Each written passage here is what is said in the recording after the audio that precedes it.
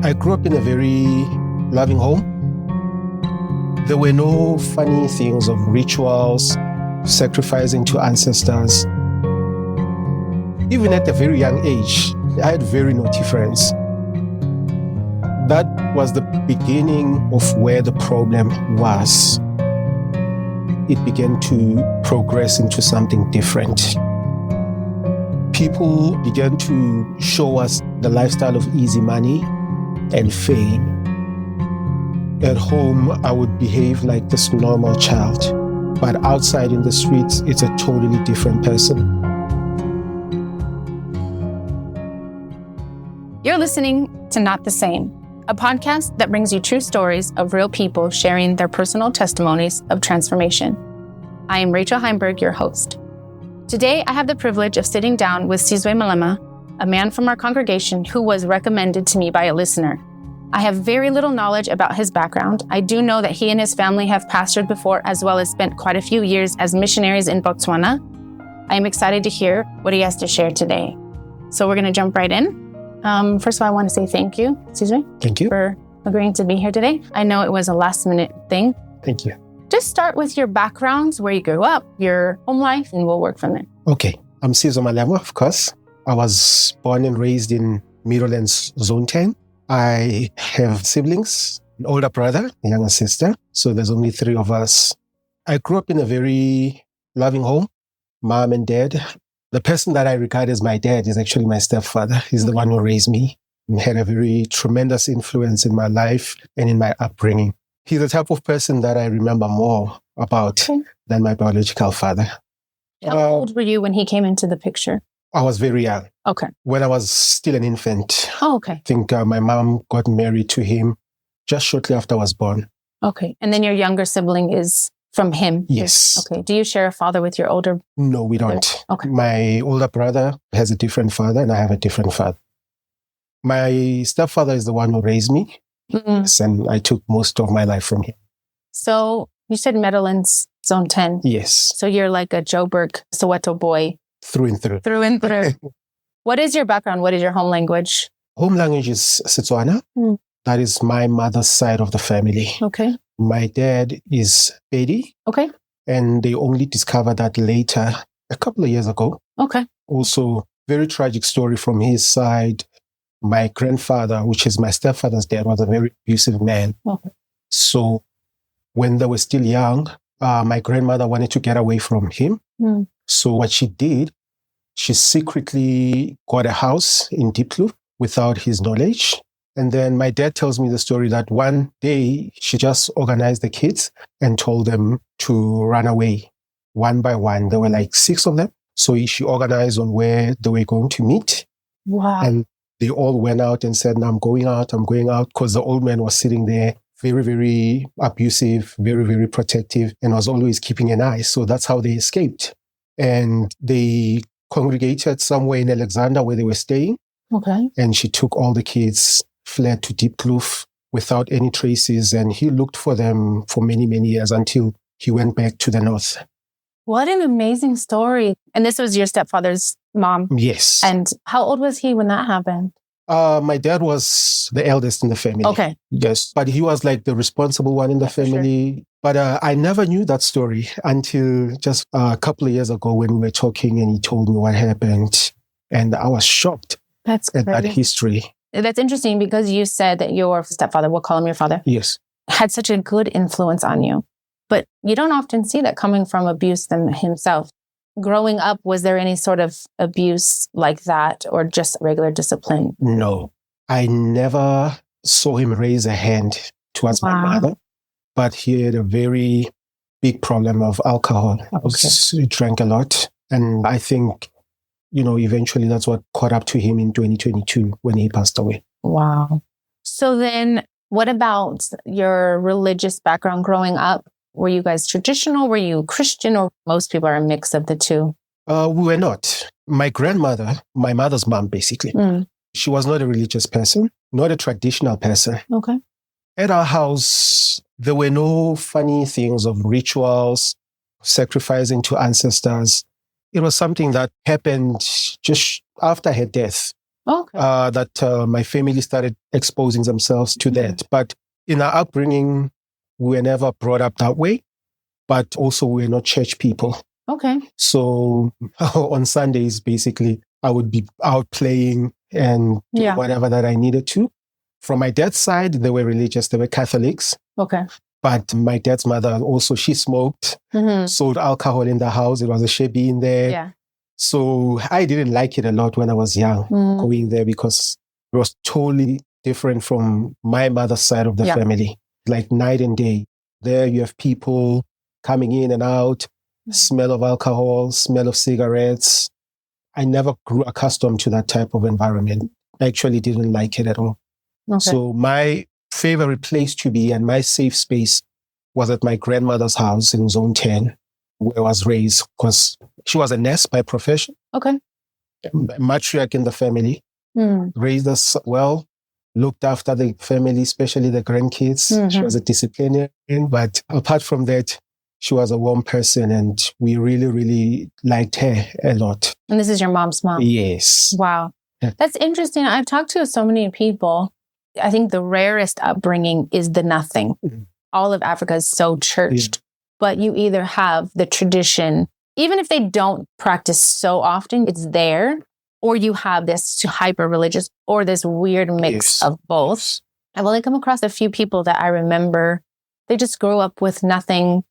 And so that's interesting, especially for African families. There's always something. Yeah, when she passed away, they started introducing that into the family. Do you think maybe she kept it away, or do you think that they were just searching? I would say she kept it away. You know, one of the actual fights that began to take place after she died was, I remember I was a teenager at that time, and they wanted me to cut my hair. And I was sort of resistant towards that. And I did that while I was weeping and crying. And I said, you know, my grandmother would never allow such things.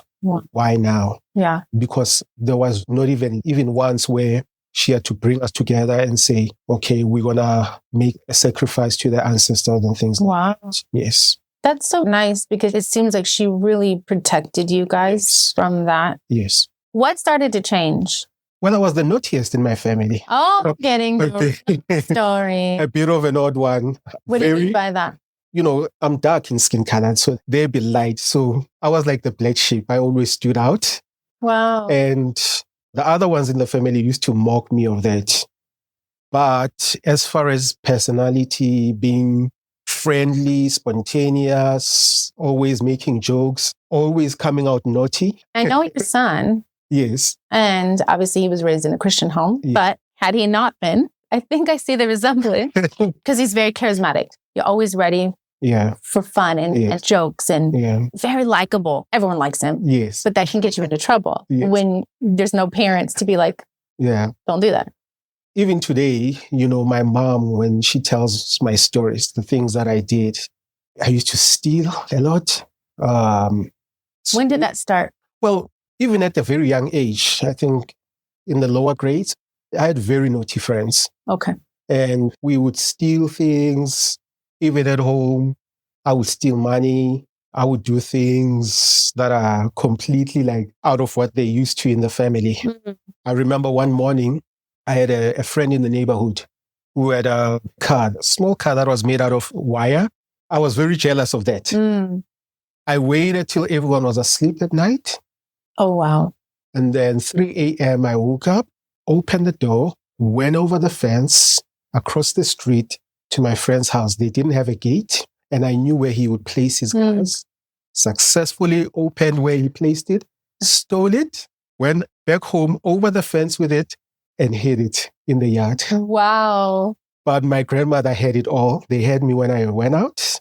Kids think they're so sneaky, but they're not. So did she make you return it?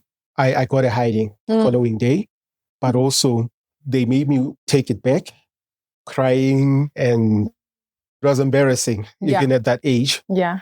And I think that was the beginning, if I look back now, where I got an idea of where the problem was. Okay. The influence of friends and just innocently thinking that you can steal without any consequences. So then now it became sort of like a norm because I never stopped.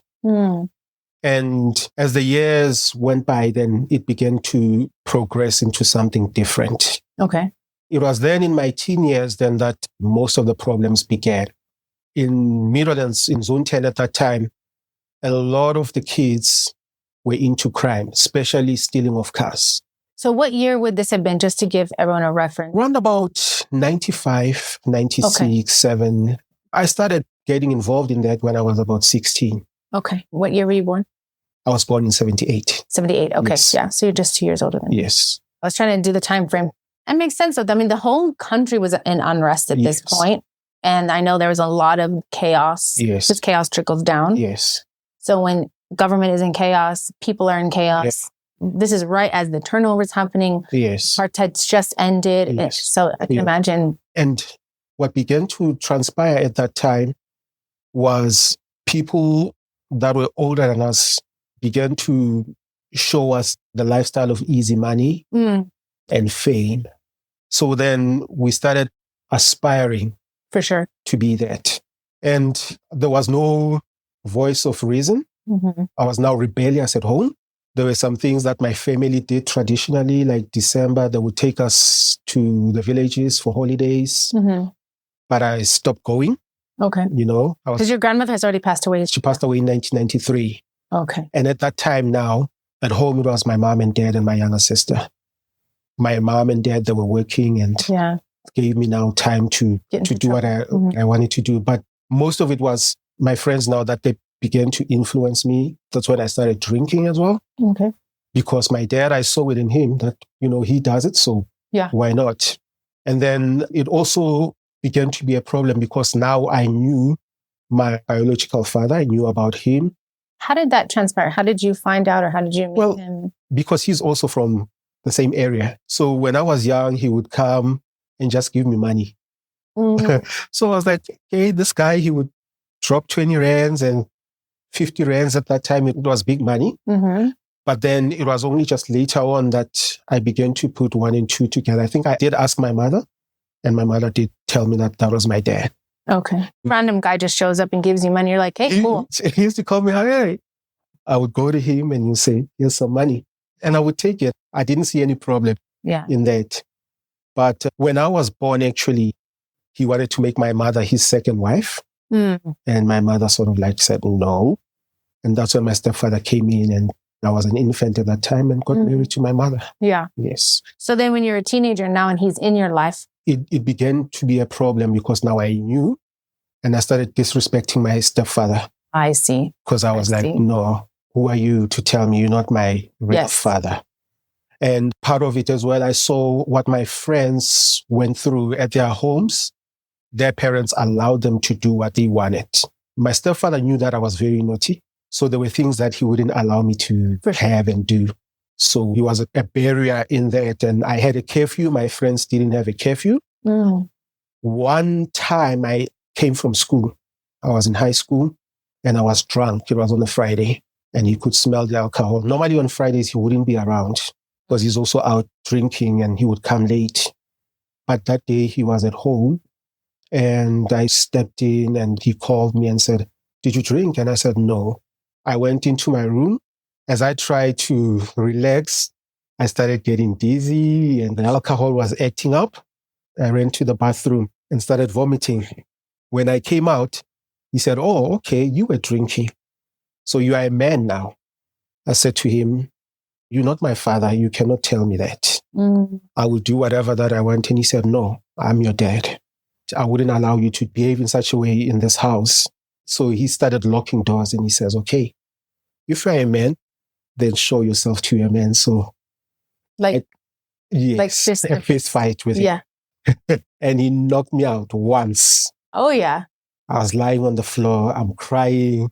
Alcohol is acting up. And then I said, I'm going to get you arrested. Wow. He said, go ahead. And I walked all the way to Dobsonville Police Station. When I got there, the police officer at the charge office looked at me and said, okay, what's wrong? I said, I'm here to open a case of assault. He said, against who? Against my father. So the police officer, he had the file open and he closed it and he said, I wouldn't do that. Go back home and go respect your father. Wow. So I went back there in shame. Yeah, I walked in, they opened up, and they allowed me to go to bed. That was a lesson. After that time, it kind of stopped. Okay. My dad would give me a curfew, and I would be out in parties and drinking. And when I look at the time and it's 9:30, I would tell my friends, no, guys, I'm going home. And I would run so that it wouldn't be 10 o'clock while I'm still outside. Yeah. So I respected him that time. And I don't think I ever rose up and tried to assert myself after that event. Wow. Yes. That's crazy. So what about the stuff that he didn't know about? You kept home. Yes. But then you hinted a bit of stealing cars. And did it happen after matric? It was at school. Still in my high school years, I became very deceitful. At home, I would behave like this normal child. But outside in the streets, it's a totally different person. Got involved with some of the guys, my classmates. Okay. After school, we'd meet again and go and steal cars. From people, from yards? People's yards, in the streets, wherever. And I didn't know how to drive even at that time because my dad, he had a car, but he wouldn't allow me to drive. So one of our friends in high school, he knew how to drive. So we used him as our driver. But I was the one, even when my friends are afraid, I would stand up and say, I'm going in. Wow. I remember in Langlaagte, when it first happened, was this Toyota that was parked outside. It was the four of us, and they were afraid to go to the car. You know, even with the theft and the tools, I used to be the one that would organize them. I knew how to buy those Allen keys and grind them in such a way. So they're lock picks? Yes. I bought them, fashioned them. So we went one day after school and I saw this car and I said, we're taking this. And they said, no, it doesn't look safe. And I said, no, just let me go. And I went and I opened it. I thought maybe there was an alarm, but I noticed that no, it's not. It's an immobilizer. Okay. So we knew how to disarm it based on how the older guys in the neighborhood taught us. Wow. It was so strange. As that event plays out, I looked at it and I said, that was crazy. It had a steering lock. Okay. And I was small in frame, so I was not a very heavy guy. So I put my legs in the steering wheel, all of my body, and I was pulling, trying to break the steering lock. Yeah. And one of my friends opened the door and stood on the other side. And we're all doing that and it broke. So we pushed it out and then further down, we parked it.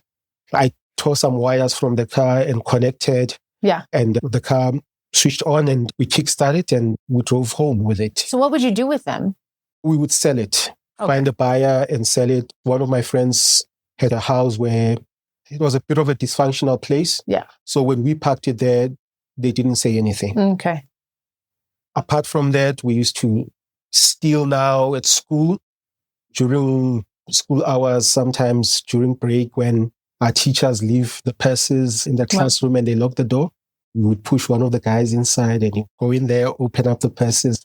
And that's when now it started getting serious and the drinking and the partying weekends. So was it just, I guess I'm trying to figure out the motive. Was it because you just like the prestige or you like the money or the acceptance?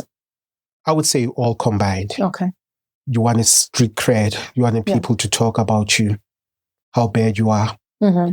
You wanted the money for fancy clothes. And you just needed to be accepted as well. I had some of my friends that were mainly focused with school. Mm-hmm. And the guys used to look down on them. But if you were involved in these things, you were accepted. Oh, okay. So I never knew that I wanted acceptance so much. And it was only later after I got saved that it became apparent that was the issue. Apart from just the acceptance, it was the money. You wanted to buy expensive brands to look cool. And it got me into a lot of trouble because even at school now, we started stealing, we started doing things, and, you know, we sort of formed a gang because our school was in town in a place called Berea. Mm-hmm. So whenever we would go to school, we walked past Hillbrow. There were brothels, there were prostitutes there, the gang of hobos that wanted to fight us. So we needed to assert ourselves as a bad group of guys that you wouldn't want to mess up with. Yeah. And to a certain degree, it worked because we fought off those guys, and we're talking knives and things. But if they see us coming, they shouldn't disrespect us. Yeah. So we would plan things in the train and influence each other on the transport on the way home. Wow. Set up our meetings to go commit a crime. Wow. So it grew into definitely a more organized thing, like a proper gang. Yes. Not just a group of friends. And one of my friends in the neighborhood, actually, we used to influence each other, and we would talk about how clever we are in terms of planning things. I wanted to be known as the guy who's the planner and the executor. Yeah. And the brains. Yeah, and the brains behind it. I think it was in 1998, a few years later, that I got expelled from school because of that. Okay. Our matric dance was coming, and it was a big event. And my friends and I noticed that in the school library, there were items that we could sell and make money, like videos, televisions. And on Fridays, we used to go to the school assembly, and the librarian would be the only one remaining in the library. I didn't know how to execute it until one of my classmates came to me and told me that he had a gun. I said, okay, that will work. So for a few weeks, we would scout out the place, and eventually I came out with a plan. So when the day came, things didn't work out the way that they should or as planned. We were hiding in the school toilets, just as adjacent to the library. It was me and my classmate. So he had a loaded gun at that time. It was just the two of you? Yes. We didn't want to involve other people. To share the money was going to be a burden. Yeah. So we brought bags, just huge sports bags. Okay. That we were going to take the videos and the DVDs and put them in so that we can go and sell them. That morning, the librarian decided to go to the assembly. I'm sitting there and I'm saying, we have to change the plan. She's not there. My classmate, he was a kind of person that listened to a lot of what they call it deep rap or something like that. Gangster rap. But yeah, it was, the very violent rap, underground. Okay. I said to him, no, we cannot do it now. Let's push this to next week, Friday. The librarian had come back at that time now, and the kids were in class. And as I was sitting there trying to restrain him, he went out. I said, okay, I have no choice. I have to go after him. As I tried to go into the library, I had a gunshot, and turned and fled, because I knew that something bad had happened at that time. It turned out that he wanted to scare the librarian, but he shot and the bullet sort of like grazed her head. Okay. And I found out when we were expelled that she was expecting, and we didn't know it. Wow. It was found out the very same day that he's the person that had the gun, but they didn't see me. Wow. So I ran away, jumped the school fence, and went the other way. That Friday, I took a taxi to Diepkloof and went to Elias's house and wanted to see him. And the parents said, no, he's not around. Monday came. I went to school as if nothing happened, and I got called out, went to the principal's office, and I was sitting across him. And my vice principal was actually my biology teacher. And I was one of the students that was actually passing in a class. It was a very difficult subject. It was a Model C school, so the grade and the standard was very high. Yeah. I'm sitting there. My parents were already there. And the vice principal was sitting across the desk, and he said, of all the people, I could not believe that this is you. And all the stories came out now as the other kids in school started telling the teachers that it was Sizwe and his friends that used to steal passes and did all these things. And other kids were also expelled. So up until now, these things were happening, but no one ever knew it was you. People knew. No authority. Yes. So this was the first time that now your parents are hearing. Yes. Your teachers are hearing. Yes. So this was an exposure of your dual personality or your other side that nobody knew about. Yeah. Wow. I thought I was going to be arrested at that time. But then he told me there and there that the librarian didn't open a case for us. Wow. Because she said, these are young kids. I don't want to destroy the future. And I want to give them a second chance. No way. In hindsight, that was God. For sure. Because I could have been arrested, and I don't think at that point there was an opportunity of salvation. Your life would have been so different. Yes. Even though after that event, I never stopped. Yeah. I got expelled, and my dad said, you can't just stay at home. Yeah. So he found me a job. He had one of his friends. He used to make gates and stuff. So I worked for him for the duration of the year. I went back to school the following year, and I met another boy. We sort of hit off, and trouble finds each other. Yeah. He'd been in prison. Oh, wow. And he was in school? He was in school. I think as a minor, they gave him a lighter sentence. Wow.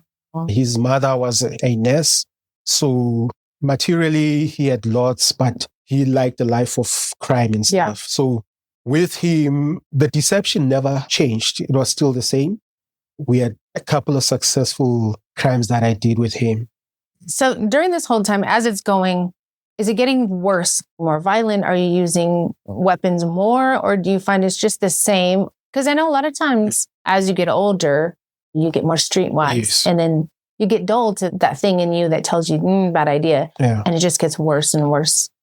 You know, it never appeared that way. Okay. For some reason, known to God, I never was successful in getting a gun. It never happened. Did you want one? I wanted one badly. We wanted to hijack cars. But then now you also develop enemies. A guy maybe disrespects you, and because of anger and stuff, you want to take him out. For sure. I had a childhood bully, a guy that I grew up with. Detested him. I hated him, and actually wanted him dead. If I had gotten a gun, then I was really gonna do it. Obviously, there was some sort of supernatural intervention that prevented you. You could have made your life much, much worse. Yes.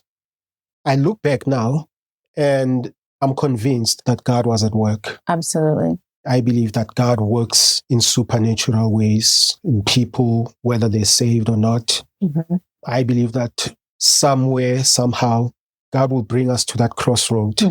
And it will depend on what we choose and the choices we make and what will transpire. Definitely. So how old were you when you got expelled? I was 17. Okay, so you were getting close. Yeah. So when you went back to school, did you end up finishing? I ended up finishing. Okay. I got a university entry. Oh, good. I did well at school the second time around. I got expelled, I think, in 1997.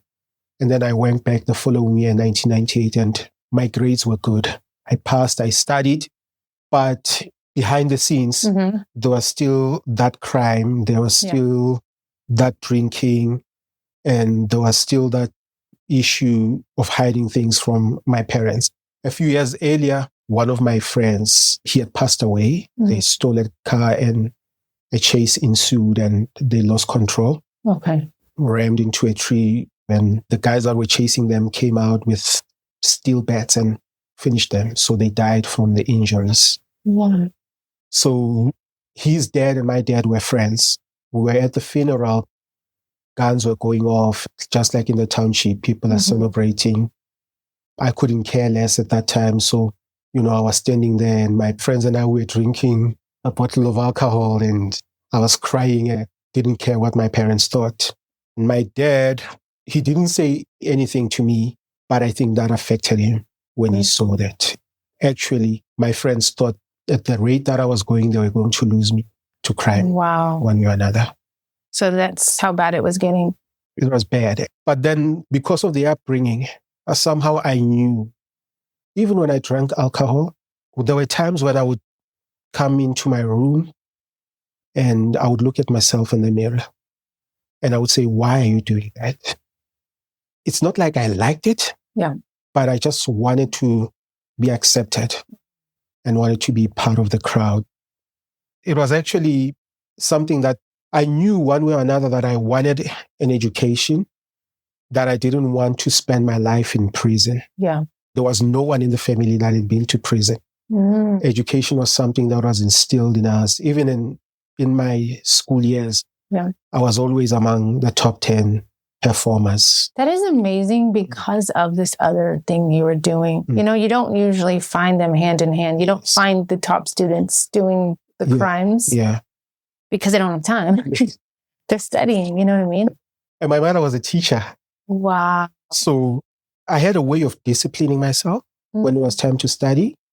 I would play around with other kids during class, but I'm listening. When I get home, later hours, I study. But that tells me about your brain. That tells me about where your level is. You're pretty smart. I just am trying to picture this.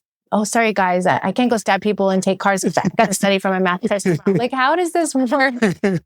I guess I control things at times. Yeah. Because my friends, my classmates, they wouldn't go without me. I see. Because you were the mastermind, shall we say? Yes, the brains of the operation. Yes. And, whenever they're fearful, I'm the one that steps up. Yeah.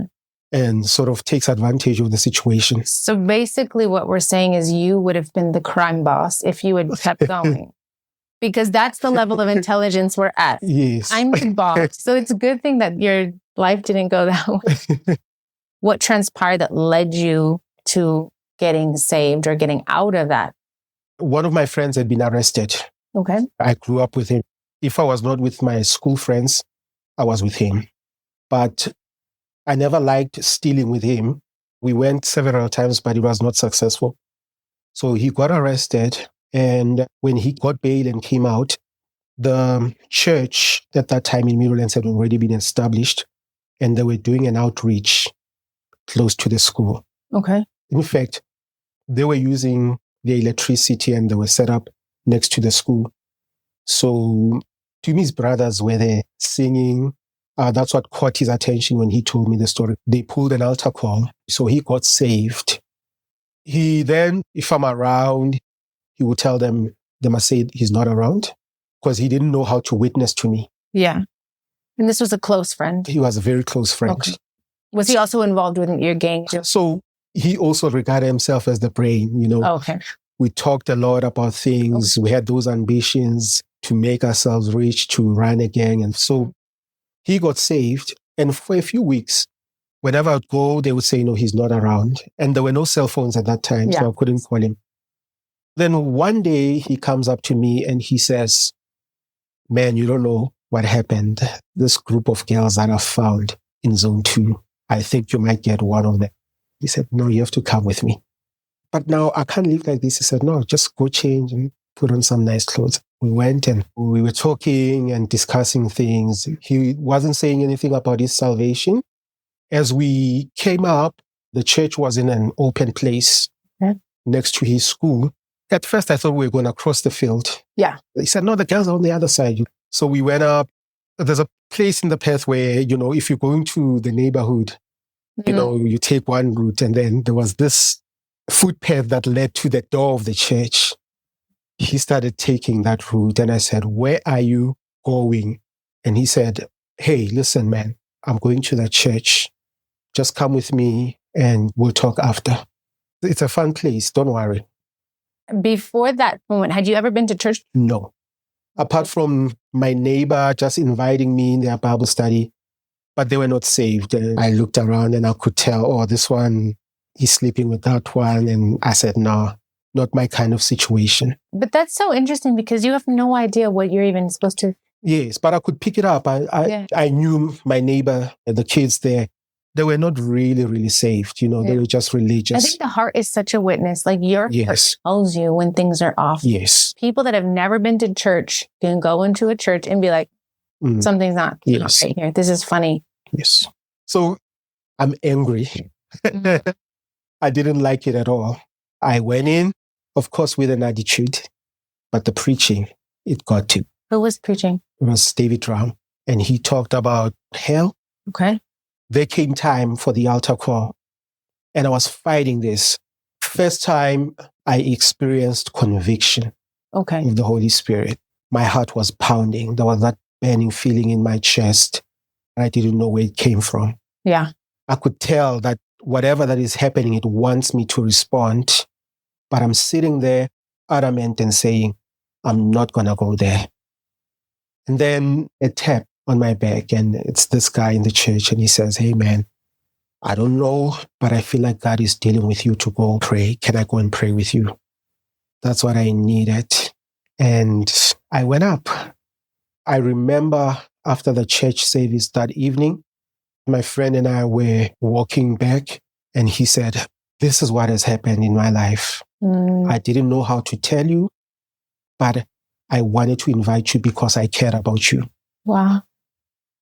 And from that time, then, that's when things began to really change. Whenever he would come and he would say, let's go to church, I would go willing. Wow. Yes. So that service that you answered the altar call and you prayed, could you feel something different as you were leaving? Did you personally feel something different? Immediately. After the service, on our way back, I didn't even tell him that, but I felt that something was lifted. I couldn't tell what it was. I couldn't identify it. I was still angry at him, but what proves that there was something that was at work was when he invited me the second time, I went. Yeah. The third time, fourth time, I began to enjoy going to church. On days when he was not going, I would go there by myself.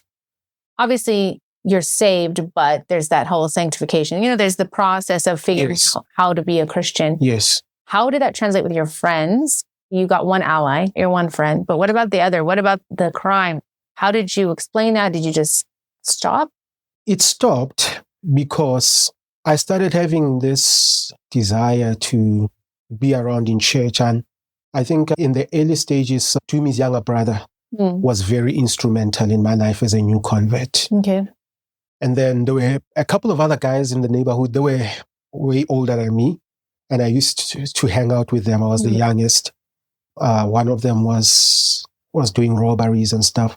In fact, he tried introducing me to Islam. Oh, okay. And he took me to a mosque. And I remember we went in there and they have that thing you take off the shoes. This was before I got saved though. And they want you to pray and you pray in Arabic. But one of the things that I realized there was most of the cruel guys that we knew, the hardcore killers and gangsters, they went to the mosque there. And that's where they did their business, come together, plan out these things, plan out robberies, especially bank robberies. Wow. And, they started adopting me now and saying, hey, you are the younger brother that we have. And my other neighbor, he would tell me that, no, that one does this one does that. I got scared a bit. Yeah. Just being around that crowd, because deep down in my conscience, this thing of taking a life and killing someone, and you watch these guys, they act as if they're normal. It frightened me. And they gave me all that material. I had some DVDs that I would watch, the propaganda about the US, Israel, and Islam. And I would sit there and watch these things. And I would think, this is not the type of thing that I want. Yeah. The violence was just too much for me.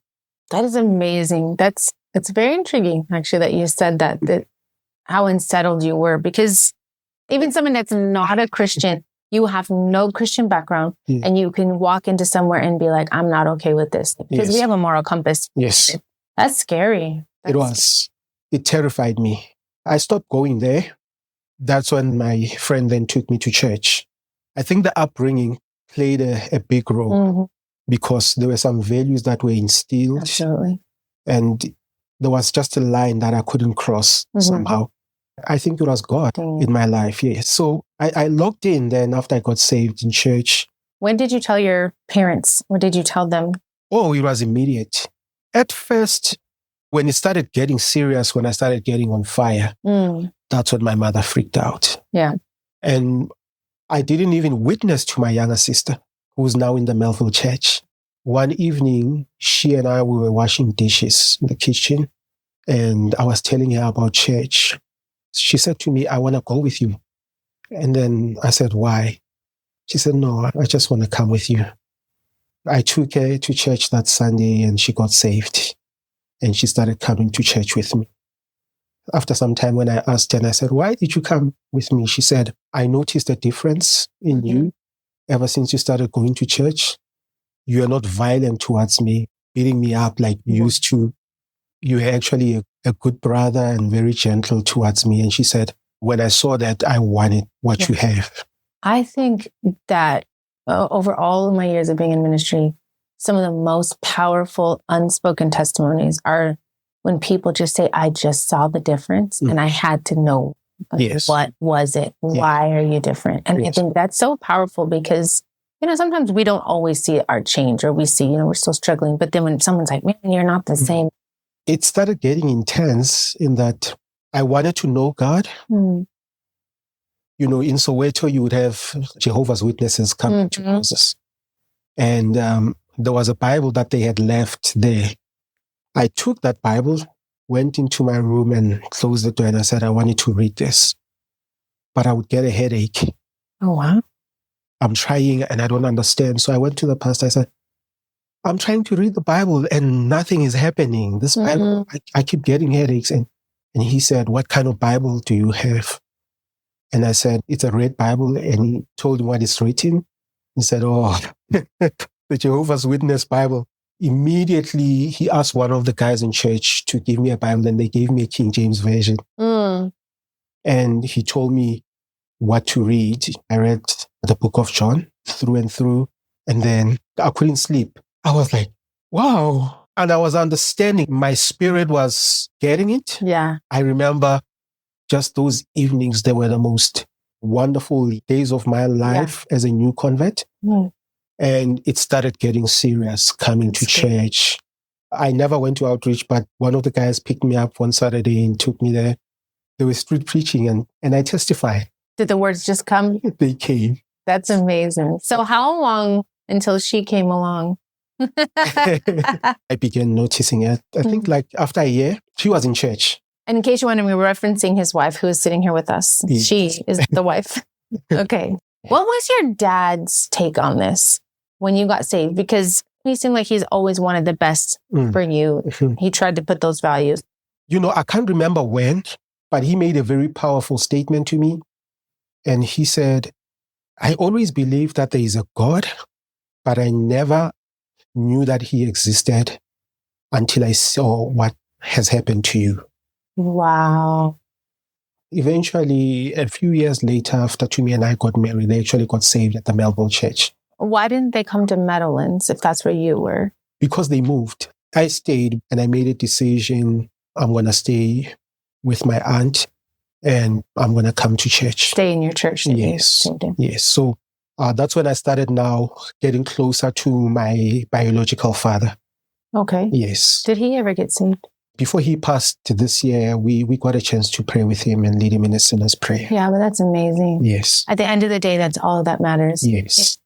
Yes, we want people to be saved as soon as possible, but as long as they're saved before they breathe the last, I thank God for those 11 prayers so much. Yes. So you notice her younger brother, we're very close. Okay. Her siblings, they were also in church at that time. We hanged out a lot. So whenever I would go visit, she was very polite, very nice towards me, and we became good friends. Nice. She then came one day and said she wanted to move to Alaska to work there. And I said, you can't. And she said, why? And then I started stuttering. And she said, don't say a thing. And she left. Okay. I immediately went and found her. And I said, I don't want you to go because I think I love you and I want to marry you. Wow. So you went like from friend status to like, I love you, I want to marry you. Yes. Even Pastor Drum had asked me, is there a girl that I'm particularly interested in? I kind of indicated that, I want to actually marry Tumi. And he said, oh, okay, good choice. If he approved, then. Yeah. So I wanted to get married, but the jobs were not solid. So it was a little over a year after we started talking to Pastor. But we had to just work hard in keeping things clean. Yeah. That's great. So then you got sent out of Meadowlands the first time? Yes, in 2005. We got married in 2004. 2005 when? The conference in September. Our very first church was in July of 2005. So same year. That's amazing. That's awesome. And where did you go? We went to Pioneer in Dobsonville. Okay. And I know I've talked to Tumi a bit, but she said that you guys had some struggles, but then you had a good core come in from a revival from Pastor Rihanna, I think, and really get a good group of people there. The church in Dobsonville itself was also a miracle. I had a really hard time just processing the unfruitfulness. Yeah. Because I did a Bible study and it was fruitful. We left that and we started pioneering. I really got affected by this thing of people not getting saved. Yeah. Sometimes you come and there's no one in church. Yeah. So one day I just decided this is not working and I'm going to tell Pastor we want to come back. Mm. And I told God, I was honest that day. I said, God, if there's no one coming in this service today, I'm actually closing this church. I'm sitting there praying, 10:30 hits, no one comes. And then I said to my wife, okay, let's pack the equipment. We're going to put it in the car. So I took off the speaker and I walked out. As I was about to go down the stairs to go put them in the car, these two ladies walk in and I think they had 2 kids. Mm-hmm. And then the lady says, is this where the church is? And then I said, hold on. Ran back with the speaker and we had a service and both of them got saved. Nice. After service, the lady said, I never got a flyer. I don't remember anyone inviting me. But just last night, I had a dream. This person said to me in the dream, go to that church. You will find answers Wow. to what you were looking for. Then they actually locked in the church. That's amazing. And I actually felt, oh God, I nearly did something. Yeah. You had a will and a purpose that you wanted to do. And I was acting out of my frustration and wanted to close the church. And that put confidence. And I knew then that God was going to help me. And how long were you guys there? We were there till 2010. Okay. And so you were there 5 years? Yes. What made you go to Botswana? That's another chapter because it happened in prayer, morning prayer. At that time, I was working a good job at the bank. And I used to see over email at work, the trumpet, the report, and I would read about what's happening in Botswana. There was a picture, it was a soft copy because I remember it was on the computer. Okay. So I'm looking at the testimony of what was happening in Botswana at that time. I'm sitting there and I'm thinking, man, they're having revival. And just something there said, you're going to go there one day.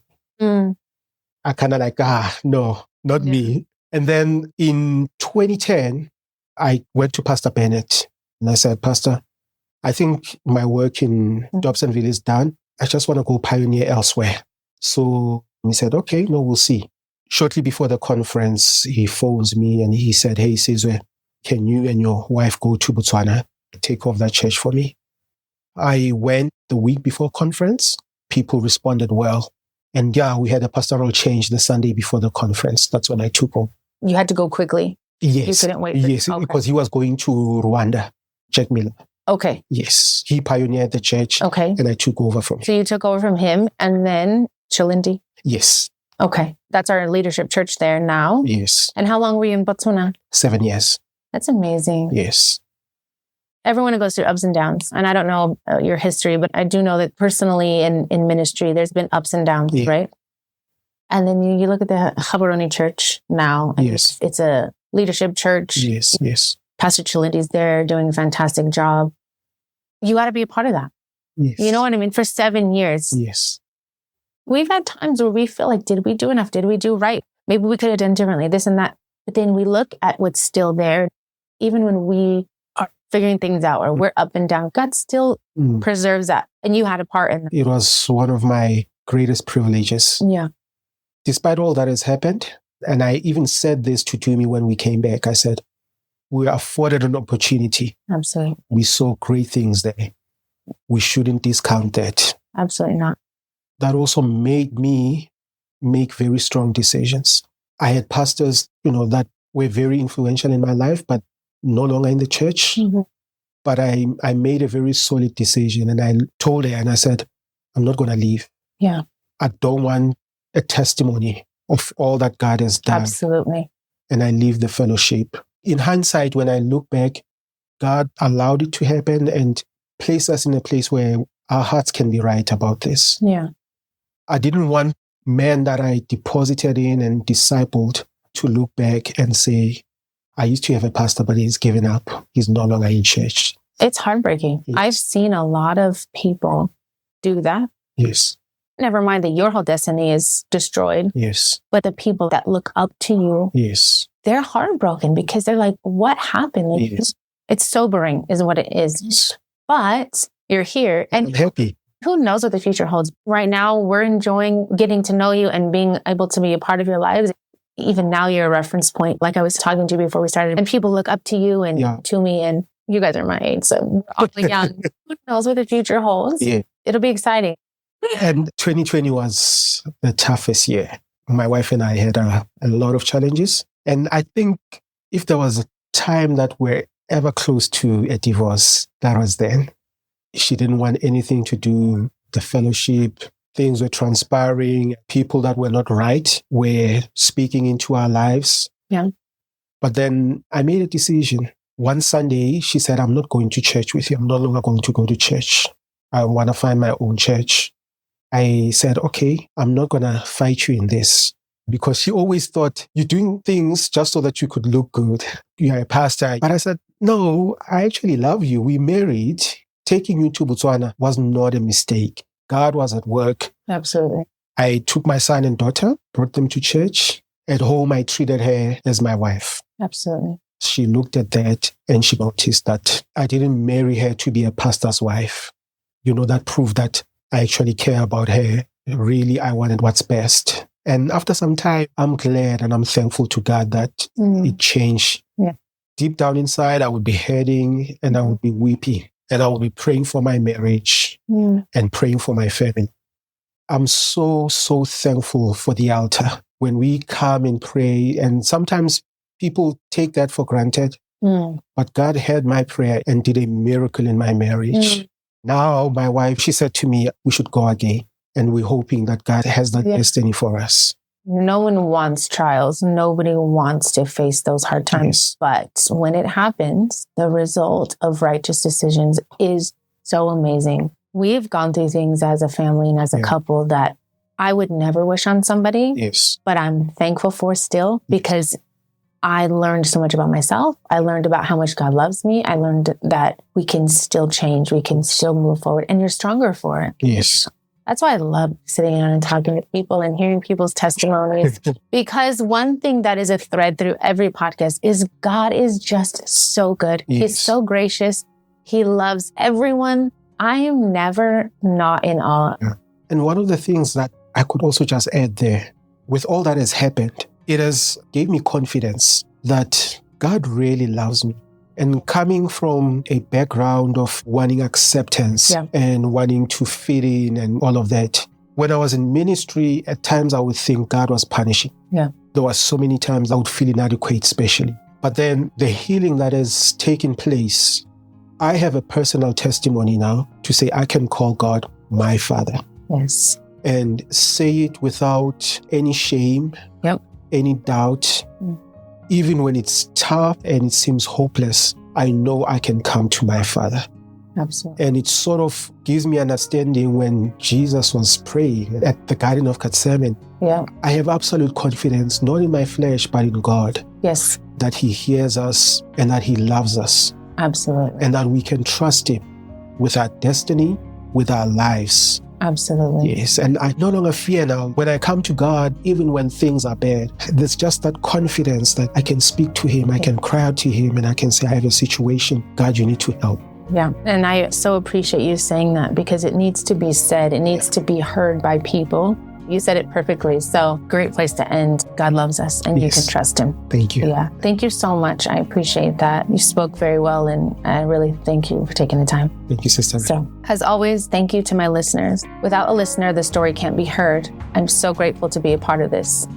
Please feel free to contact me with questions, comments, or ideas. You can do so through the podcast email, notthesame.cfm@gmail.com. Take a moment to rate and review on whichever platform you're using. Like, subscribe, follow, and please share. Last but not least, I encourage you to take a moment and examine yourself. If you are not a Christian or perhaps don't know, the Bible tells us that out of pure love, God sent His only Son to die for our sins. A simple prayer is all it takes to acknowledge your sin, to recognize Jesus paid for that sin, and to sincerely ask for forgiveness. Until next time, I am Rachel Heimberg, and that was another person who is not the same.